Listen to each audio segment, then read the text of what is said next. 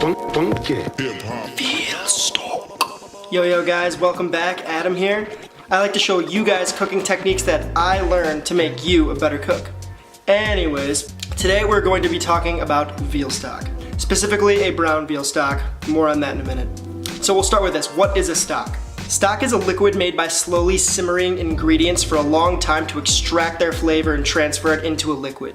You really want to learn how to make your own stock because it's something super simple that will elevate your cooking at home like tenfold. It is far not even comparable to the store-bought stuff.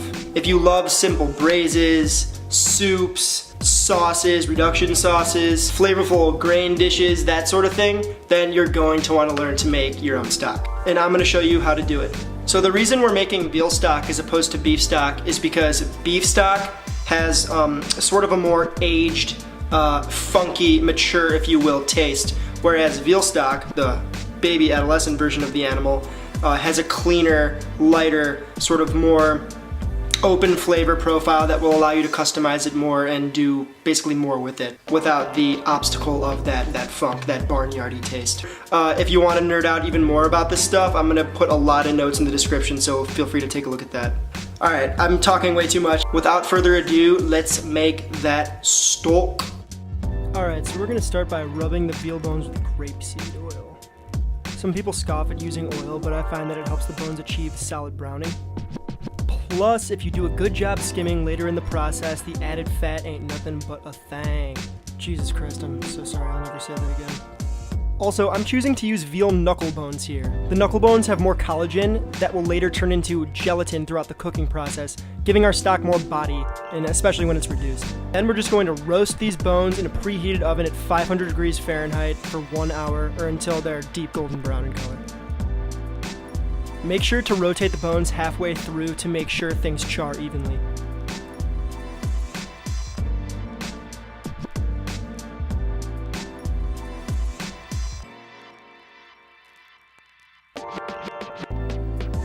Meanwhile, we're going to prepare our mirepoix like we did with our bones by rubbing the veggies in oil. I don't like to peel my carrots or onions. The skin has a ton of flavor locked inside, so why do that? Once more time has passed, check on your bones. They should have some beautiful color. Now we're going to rub our bones with tomato paste until they're covered but not totally plastered. You probably don't have to use the entire can of paste like I did, but you know. Place the tomato-covered bones back in the oven for another 20 to 25 minutes until the tomato paste starts to caramelize. At this time, let's be efficient with our time and start roasting our mirepoix. Though they likely won't be finished at the same time as our bones, it's always kind of good to get things rolling. Alright, so once your bones are charred and beautiful like this, we're going to add them to a large, heavy-bottom stock pot. I'm using a 16 quart, which should give me a little under 8 quarts of finished product.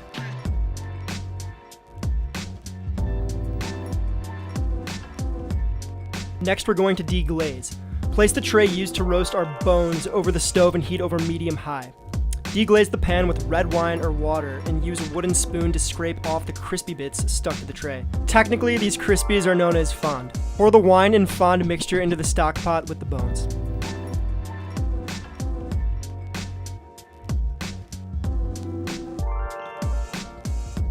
Alright, so by now our mirepoix should be getting there. Once finished and charred, add the mirepoix on top of our bones. Remember, the ratio written in this recipe is just a guideline, so feel free to use your own personal preference and ratio of vegetables, and I know some people like to throw leeks in their mirepoix instead of onion, etc. Kind of do your thing, you know, make it yours.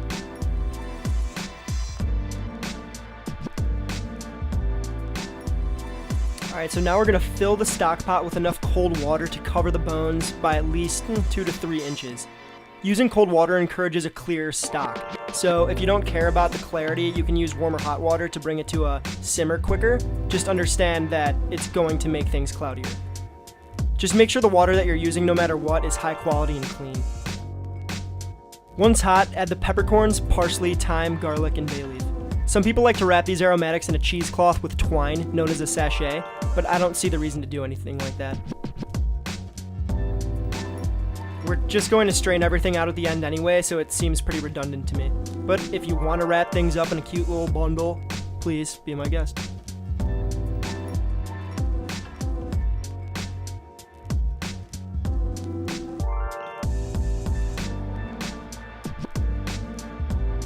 Now we're going to heat our stock over medium-high heat and bring it to a simmer.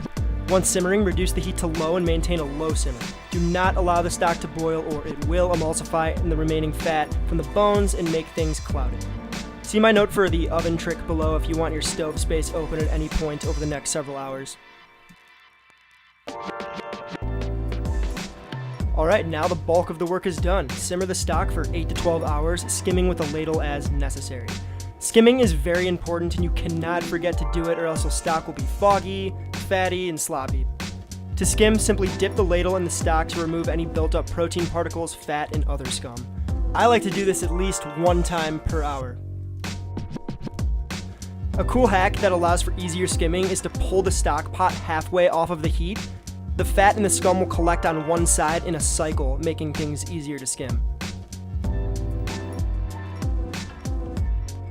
Alright, so once things are finished, we're going to strain it through a strainer. Simply pour that liquid gold through your strainer. To extract every last bit of flavor and make sure that you get your work's worth, we are going to take our mirepoix and mash it through our strainer using the back of our ladle to push things down. We want every last bit of that work. After, we're going to use a fine mesh strainer, also known as a chinois. Instead of using the back of our ladle to push things through, I'm just going to tap the chinois to allow that extra bit to flow out. Do not push anything through. If you don't plan to use the stock immediately, you can store it in your fridge for up to 5 days or freeze any leftover for up to 3 months. I like to keep mine in labeled deli containers, which I'll show you here. After 24 hours in the fridge, the stock starts to congeal, all that gelatin coming to life. I like to skim off the top layer of fat before pouring it in my deli containers. Look at that nasty. You don't want that. Quick pause for the gram. Oh, and also, if you don't have a Cambro container, deli containers, or conical strainers like I have, don't worry about it. Just use what you have. I'll go ahead and link the gear I'm using below in case you'd like to try to buy some of the same stuff I have. The things I'm using aren't necessary by any means, but they do make the stock making process a hell of a lot easier and cleaner.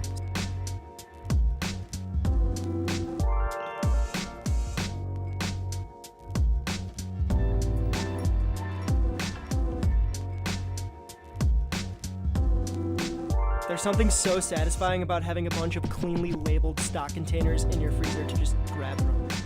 I don't know, maybe I'm a weirdo. Alright, so that pretty much does it. Your stock should look something like this.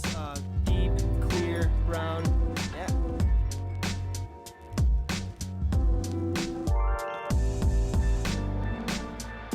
Alright, see, that wasn't that hard.